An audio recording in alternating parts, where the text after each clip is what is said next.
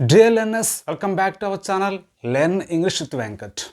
మనం ఇంగ్లీష్ మాట్లాడేటప్పుడు రకరకాల పదాలు యూజ్ చేయాల్సి ఉంటుంది. దానినే మనం వొకాబులరీ అంటాం. అయితే ఇంగ్లీష్లో రకరకాల సందర్భాల్లో మనం రకరకాల వర్డ్స్ యూజ్ చేయాల్సి ఉంటుంది. అలా యూజ్ చేసేటప్పుడు మనం కాస్త కన్ఫ్యూజన్ అవుతూ ఉంటాం.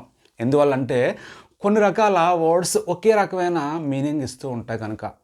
అయితే ఎక్స్క్లూజివ్గా ఈ వీడియో లెసన్లో కొన్ని రకాల వెబ్స్ తీసుకొని వాటిని వివిధ రకాల సందర్భాల్లో ఇంచుమించు ఒకే అర్థంతో ఎలా యూజ్ చేస్తారనే విషయాన్ని నేను మీకు ఎగ్జాంపుల్ సెంటెన్సెస్తో ఎక్స్ప్లెయిన్ చేయడం జరుగుతుంది. So what are waiting for? Let's get started.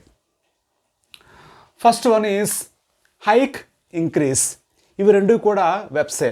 అయితే ఏదైనా పెరగడం, పెంచడం అనే అర్థంలో మనం వీటిని యూజ్ చేస్తుంటాం. అయితే వీటి మధ్య గల డిఫరెన్స్ ఏంటనే విషయాన్ని ఇప్పుడు మనం తెలుసుకుందాం. హైక్ అంటే ఏదైనా ధరలు, పన్నులు అంటే ట్యాక్సెస్, ఏదైనా ప్రైసెస్ వంటివి పెంచడాన్నే మనం హైక్ అని చెప్తూ ఉంటాం. The government is going to hike gas prices. Gas ప్రైసెస్ని ప్రభుత్వం పెంచబోతుంది. ఇక్కడ చూడండి, ఈజ్ గోయింగ్ టు హైక్ అని చెప్పి ఇక్కడ వెబ్గా యూజ్ చేసాం.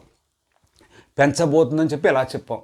Next, there may be hike in government employees salaries. అంటే గవర్నమెంట్ ఎంప్లాయీస్ శాలరీస్లో పెరుగుదల ఉండవచ్చు, ఉండే అవకాశం ఉందని చెప్పి ఇక్కడ హైక్ని మనం నౌన్గా యూజ్ చేసాం. ఇలా హైక్ అనే ఒక వర్డ్ని మనం వెబ్గా, నౌన్గా కూడా యూజ్ చేయడం జరుగుతుంది, పెరుగుదల, పెంచడం అనే అర్థాలతో. Next one, increase. సాధారణంగా ఏదైనా పెరుగుదల, పెంచడం, పెంపు ఏదైనా సరే మనం చెప్పేటప్పుడు మనం ఇంక్రీజ్ యూజ్ చేస్తూ ఉంటాం.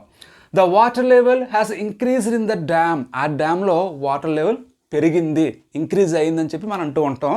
దీనికి ఆపోజిట్ ఏమో డిక్రీజ్, తరుగుదల అని చెప్పి డిక్రీజ్ యూజ్ చేస్తూ ఉంటాం. Second one, speak, talk.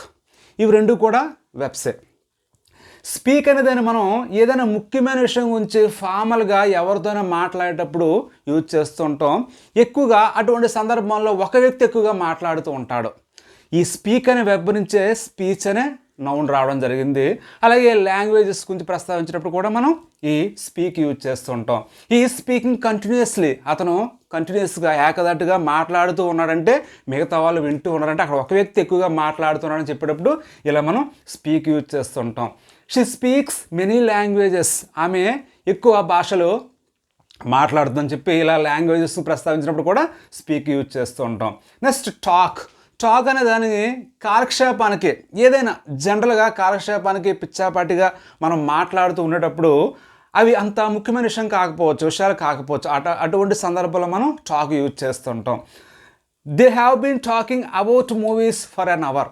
వాళ్ళు గంట నుంచి మూవీస్ గురించి మాట్లాడుకుంటూ ఉన్నారు. ఇక్కడ చూడండి, అబౌట్ మూవీస్ గురించి అంటే అది పెద్ద ఇంపార్టెంట్ విషయం కాదు, ముఖ్యమైన విషయం కాదు.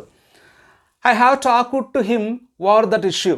అతనితో నేను మాట్లాడాను. లేదా I have talked with him over that issue. ఆ విషయం గురించి నేను అతనితో మాట్లాడాను. ఇక్కడ టాక్డ్ తర్వాత టు యూజ్ చేయొచ్చు, లేదా విత్ కూడా మనం యూజ్ చేయొచ్చు, ఒకరితో మాట్లాడుట అనే అర్థంలో.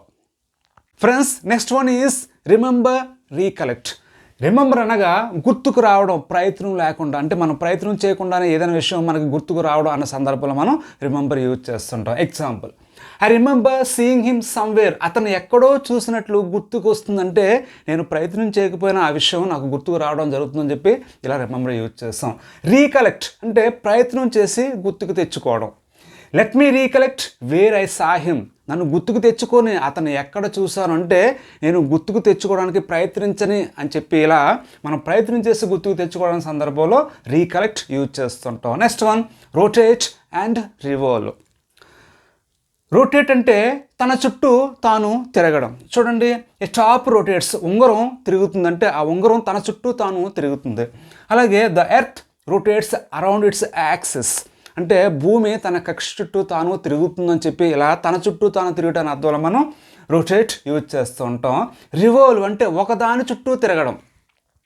The earth revolves the sun. భూమి సూర్యుని చుట్టూ తిరుగుతుంది. ఇలా ఒకదాని చుట్టూ తిరగడం అన్న అర్థంలో మనం రివాల్వ్ యూజ్ చేస్తూ ఉంటాం. Friends, the next one is suspend, dismiss.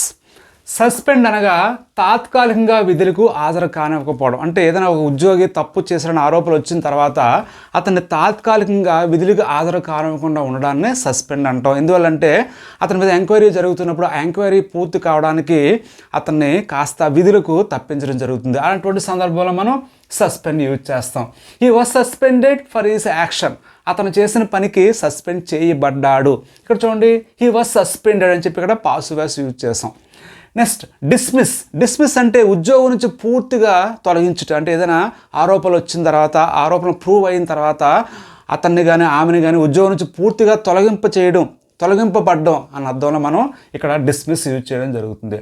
She was dismissed for her crime అంటే ఆమె చేసిన నేరానికి ఆమె ఉద్యోగం నుంచి తీసివేయబడింది. అంటే ఆమెను ఉద్యోగం నుంచి తీసేశారని చెప్పి ఇలా ఇక్కడ పాసివ్ వాయిస్ యూజ్ చేయడం జరిగింది. ఓకే ఫ్రెండ్స్, మీరు కూడా ఈ వీడియో పూర్తిగా చూసి లైక్ చేసి కామెంట్స్ రూపంలో మీకు ఎటువంటి వీడియోస్ అవసరమో అనే విషయాన్ని నాకు తెలియచేయండి. నేను వాటి మీద పర్టికులర్గా వీడియో చేయడం జరుగుతుంది. ఈ వీడియో చూసి మీరు మీ యొక్క వొకాబులరీ పవర్ని ఇంక్రీజ్ చేసుకుంటారని నేను ఆశిస్తున్నాను. Thank you for watching. Take care. Keep learning.